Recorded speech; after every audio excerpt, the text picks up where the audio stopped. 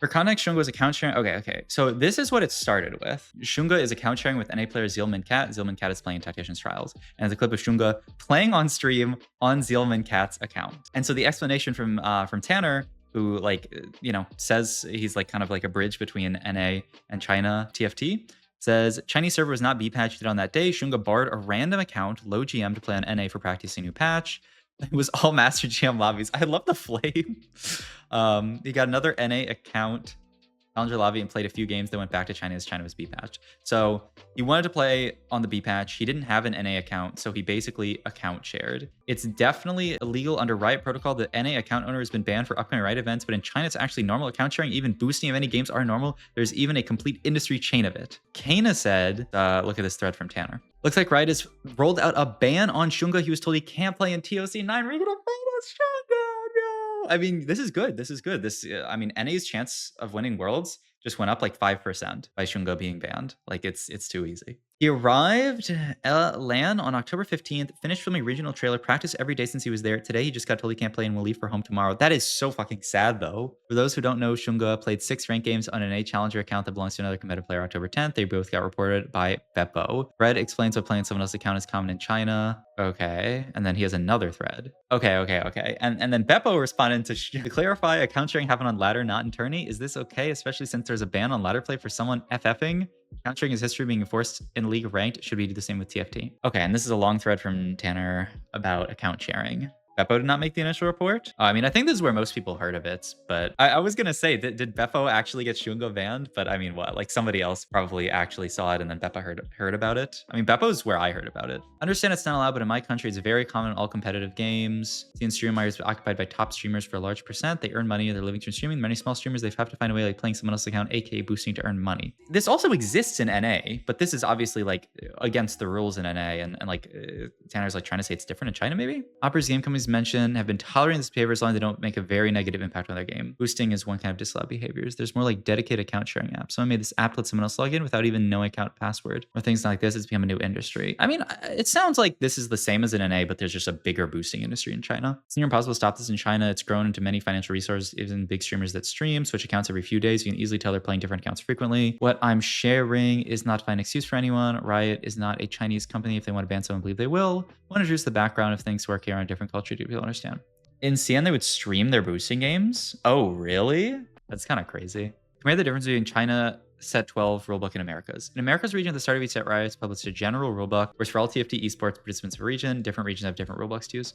Didn't publish a general rulebook for competitive players to follow for a set, and didn't inform players to read any kinds of global rulebook. What? The events that Chinese players participated, all the rulebooks are based on specific tournaments. Never been told or asked to learn the rulebook for any other regions. Did violate TOS, actions taken based on TOS.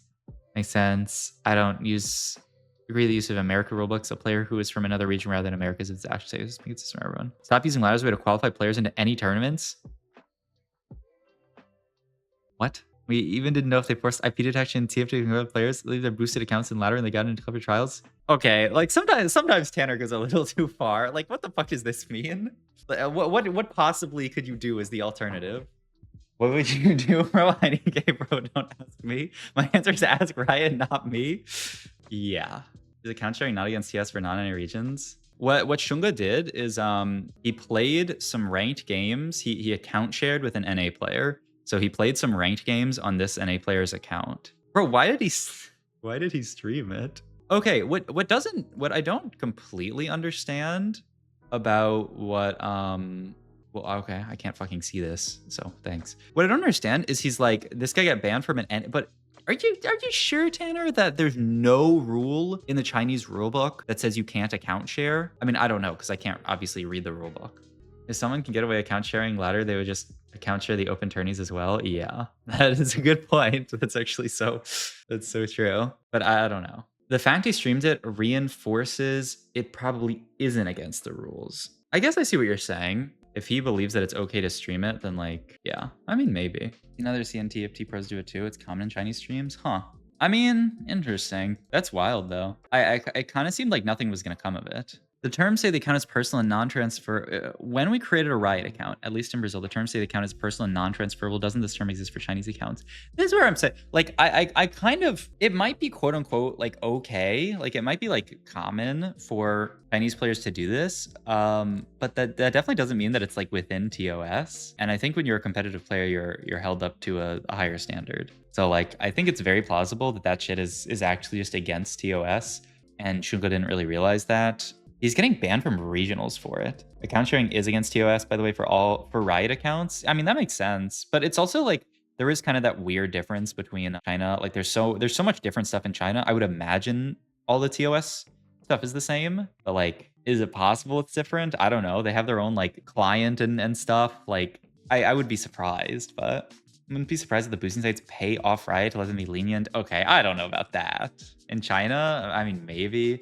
It's probably just that Riot realizes that like pretty bad for the game, but it's like kind of good for the game. Like it juices their player numbers. Okay, that's probably the only positive though. And all that, it does create like a lot of negatives where like, you know, it ruins games if somebody's like smurfing. But like one would think they would like ban it if it's that common there. I yap a lot about the world's ruling they made, but honestly, they were too harsh on this one. What I've heard, it's if he thought it wasn't. Yeah, that's kind of what I was thinking. This is one of the best players in the world, and it like compare it to the Setsuko thing. Like Setsuko got banned for a set, but there are more factors at play for Setsuko. I guess the big thing that's at play with Setsuko that's not at play here, Setsuko knew what he was doing was wrong and showed no remorse basically.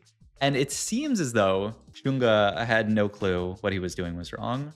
Here's the hammer. Everyone wanted harsh punishments. They do harsh punishments. Suddenly it's too far. I'm not saying I never said they should do harsh punishments. I think what I said and what is true is they should do punishments that make sense for the behavior. It can be true that this punishment was too harsh and the punishment for win trading basically was too light, you know? Like those two things can both be true. Just because they went too light one time doesn't mean they have to go too hard every single time. Being a release rules not excuse rule violations. It doesn't excuse it.